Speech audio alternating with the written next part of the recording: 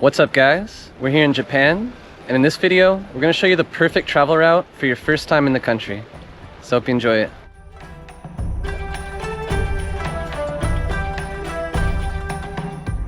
Japan is currently one of the world's top travel destinations. This is thanks to its modern pop culture, ancient traditions, affordability, and reputation for safety and cleanliness. While our last video was all about the best places to visit, this one is the actual roadmap to making it happen. In this video, we're sharing our full travel itinerary, a route that's designed to be the perfect mix of Japan. We'll take you from vibrant megacities to quiet hidden gems and stunning natural landscapes.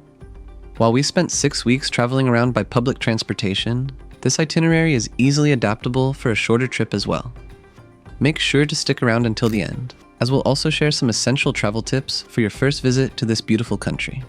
Now let's dive in. We are Zach and Ina. We make helpful videos about destinations around the world so you can easily plan your own adventures.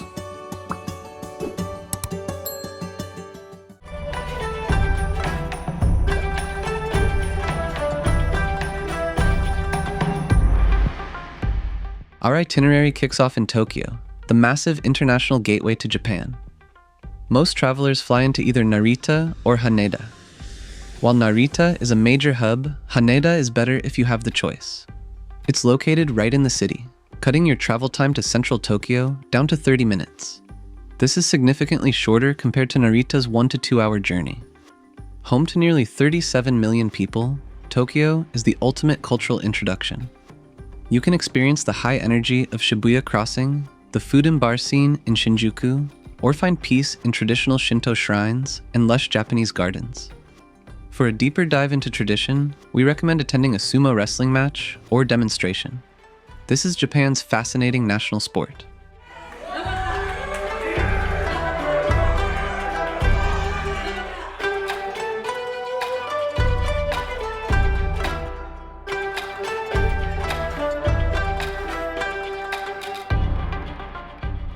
We chose Shinjuku as our home base for most of our stay, since it was incredibly convenient.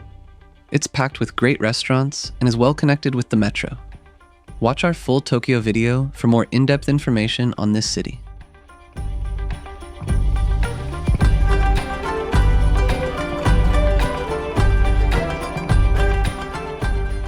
To reach the Fuji 5 Lakes district, we took an express bus from the Shinjuku bus terminal directly to Kawaguchiko station, a smooth journey of about 2 hours. Kawaguchiko itself is a scenic resort town nestled at the base of Mount Fuji and serves as the primary gateway to the 5 lakes that lie in front of the volcano. While here, you can canoe across the lake's mirror-like waters, capture the iconic view of Mount Fuji from the Chureto Pagoda, or stroll through Oishi Park. For the more adventurous, having a few extra days allows you to climb the volcano during the summer season. You'll find plenty of great restaurants and hotels in town and near the lake's edge. To get between the attractions here, local sightseeing buses or taxis are your best bet.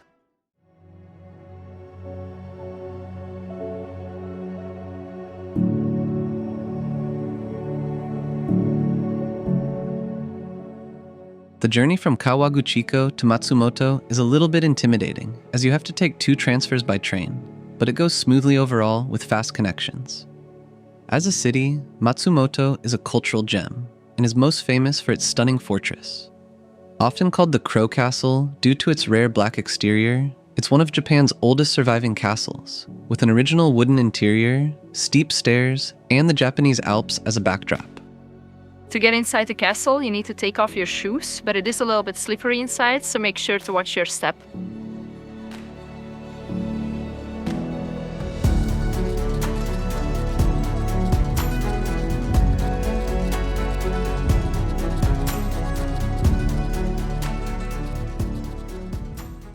Besides its castle, Matsumoto is also a fantastic gateway to wasabi farms and hiking trails.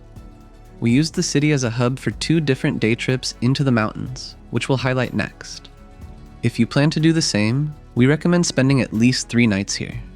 Otherwise, you can spend a day seeing the highlights before continuing further into the Alps.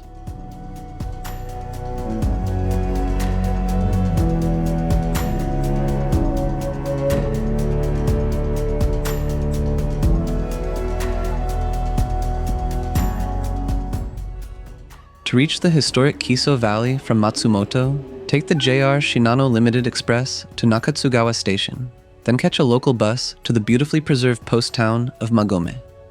This is one of the original 67 stations along the historic Nakasendo Trail, the mountain path that connected Tokyo and Kyoto during the Edo period. While the full ancient route spans over 500 kilometers or 310 miles, we tackled a popular 10-kilometer or 6.2-mile section. This path took us from Magome all the way to Tsumago. It features about 330 meters or 1,082 feet of elevation gain as you wind past small villages, cedar forests, waterfalls, tea houses, and many bear bells along the trail.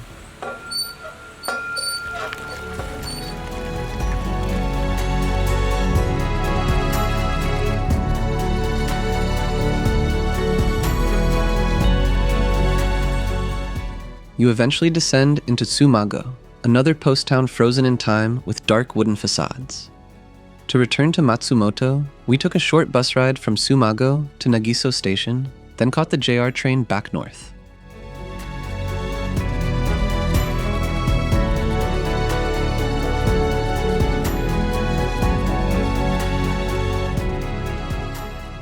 Getting to Kamikochi from Matsumoto is a straightforward day trip, which takes about 1.5 to 2 hours via the Alpico train and bus. As a world-class alpine destination, it offers breathtaking views of the Hotaka Range, reflected in the crystal-clear Azusa River. You can spend your day hiking the gentle scenic trails between Taisho Pond and the Miyajima Bridge. A major highlight is the local wildlife. Keep your eyes peeled for the famous Japanese macaques, also referred to as snow monkeys, which can often be seen playfully crossing the river. Geographically, Kamikochi sits about halfway between Matsumoto and Takayama. To avoid backtracking, you can also stay 1 or 2 nights in the valley or at the nearby Hirayu Onsen before catching a direct highway bus onward to Takayama.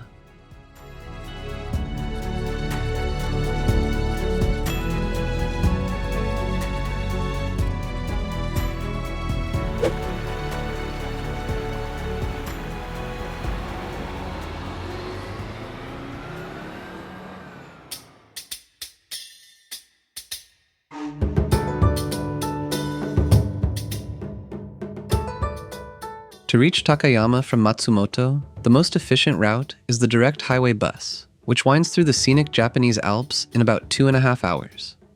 Takayama is celebrated for its beautifully preserved architecture. You can wander the narrow streets of the Sanmachi Suji Old Town, famous for its historic sake breweries. These breweries are marked by traditional cedar balls hanging above their doors. Beyond the center, the Hida Folk Village offers an open-air museum experience with traditional thatched roof houses. For a truly authentic Japanese experience, we stayed in a customary ryokan, enjoying the local cuisine and hospitality. Watch our full Takayama video for more things to do here.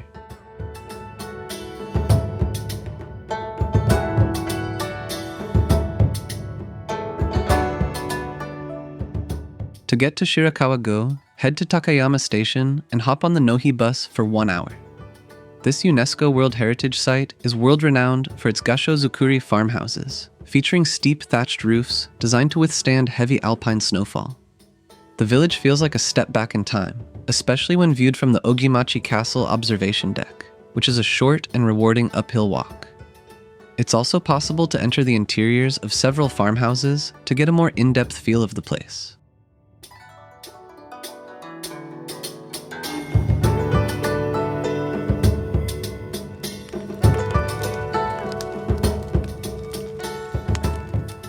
You can easily visit Shirakawa-go as a day trip from Takayama, or stay overnight in a farmhouse for total immersion. Alternatively, spend a half or full day exploring the village before continuing to Kanazawa by bus. We stored our luggage at the Shirakawa-go bus terminal for a small fee while sightseeing.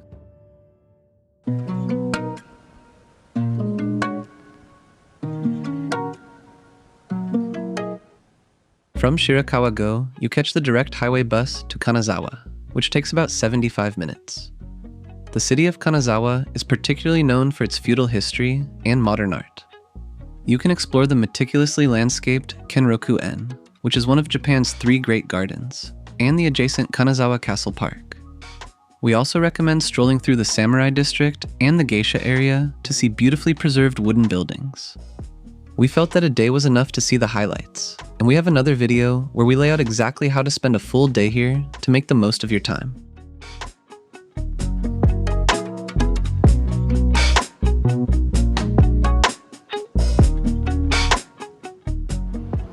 Take the Shinkansen bullet train to Tsuruga, and then transfer to the JR Limited Express Thunderbird to Kyoto Station. This journey takes about 2.5 hours and is a scenic ride since it runs past Lake Biwa. As Japan's former imperial capital, Kyoto is a living history book filled with thousands of temples and shrines.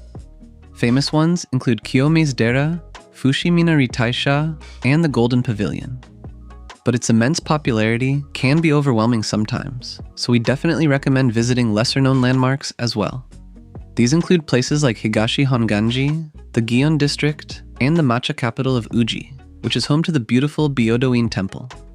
A great way to explore Kyoto is by doing a guided bike tour, where you can take things in at a slow pace and learn more about the history of each location.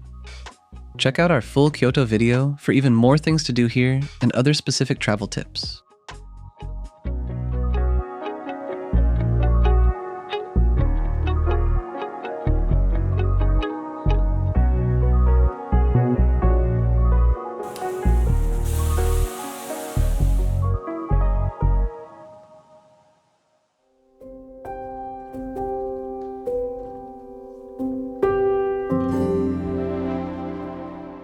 A fun day trip from Kyoto is to Nara, situated just 45 minutes away via the Kintetsu Railway.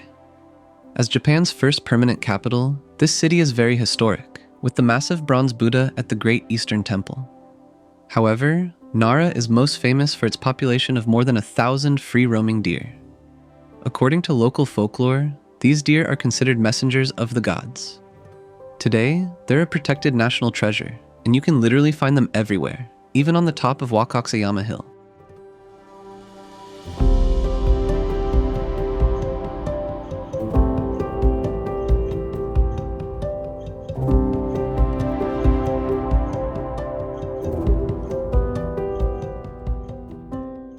Even though you're allowed to feed the deer here, you can only give them these specific crackers, and there's many little shops around the park that sell them.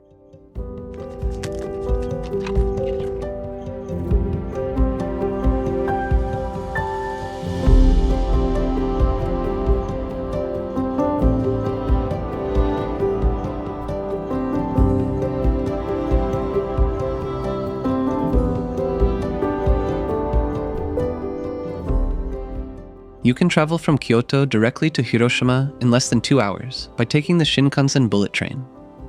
Known globally for its tragic history and inspiring post-war recovery, Hiroshima is now a symbol of peace.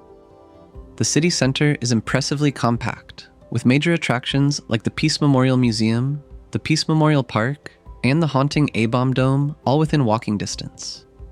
For a modern perspective, the Orozuru Tower offers stunning panoramic views of the rebuilt cityscape.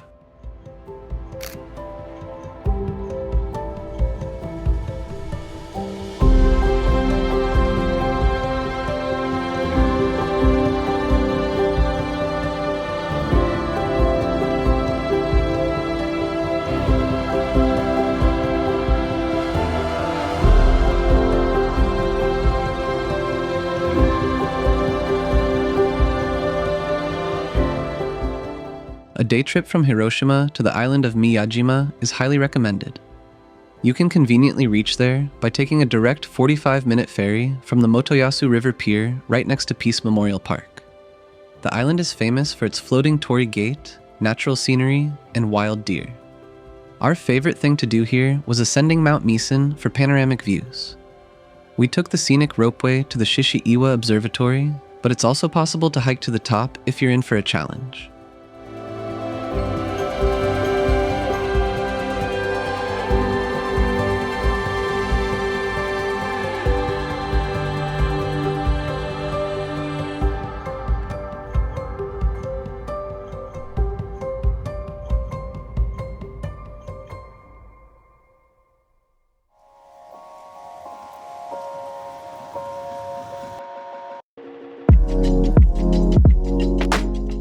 On the way from Hiroshima to Osaka, it's possible to stop at Himeji for a half or full day.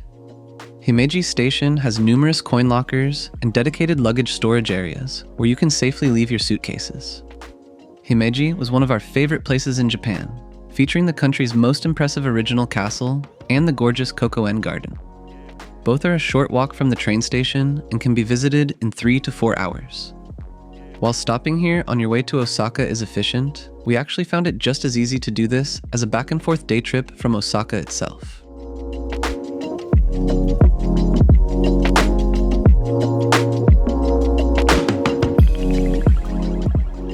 Hop on the bullet train for a quick 30-minute ride to Osaka Station.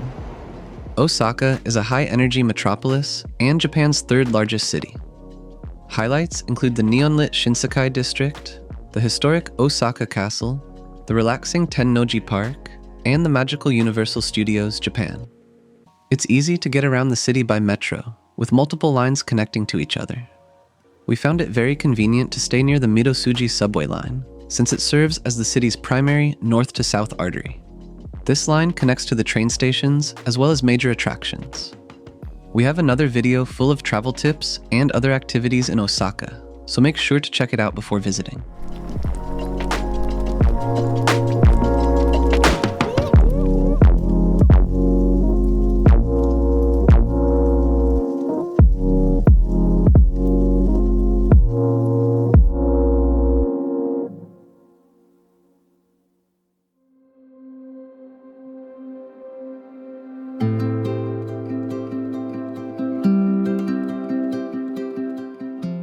To reach the coastal town of Nachikatsuura, take the scenic limited express Kuroshio train from Osaka Station, which winds south along the rugged Kii Peninsula for about 4 hours. This tranquil town serves as a spiritual gateway to the ancient Kumano-Kodo pilgrimage trails. It's most famous for the majestic Nachi Falls, which creates a breathtaking backdrop for the Seigentoji Temple.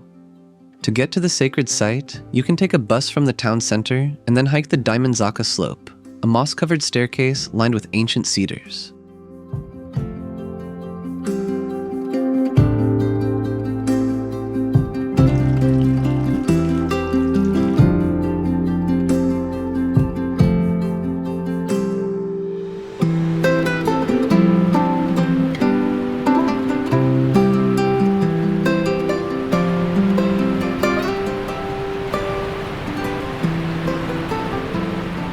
Beyond its spiritual heritage, Nachikatsuura boasts quiet beaches and a lively morning tuna auction.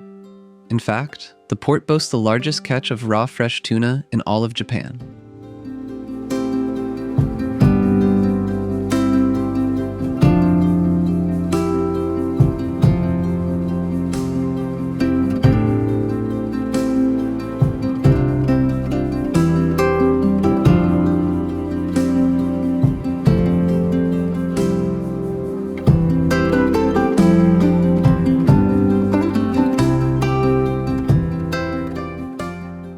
Traveling from Nachikatsuura to Okinawa is a long transfer day, as this subtropical archipelago sits far south of Japan's main island of Honshu.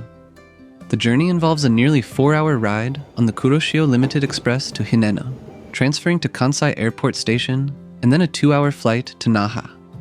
We recommend staying your first night in Naha since this is the largest city in Okinawa and serves as the essential gateway to the region. But don't stay on the main island too long, as it's quite busy and lacks the crystal clear waters that you might expect from this tropical area of the world. Instead, take a short ferry the next day to the Karamas, a chain of small islands known for their transparent waters, vibrant coral reefs, and relaxed vibes. We did not expect Japan to have such beautiful beaches and blue waters. Really glad we came to these islands.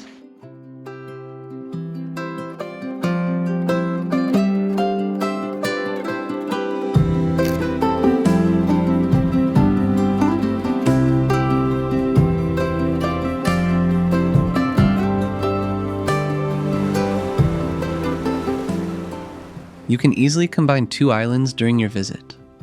We visited Zamami, Tokashiki, Aka, and Garuma Islands and loved all of them. We have another video detailing our whole experience in this archipelago, which might help you decide which islands you should visit yourself.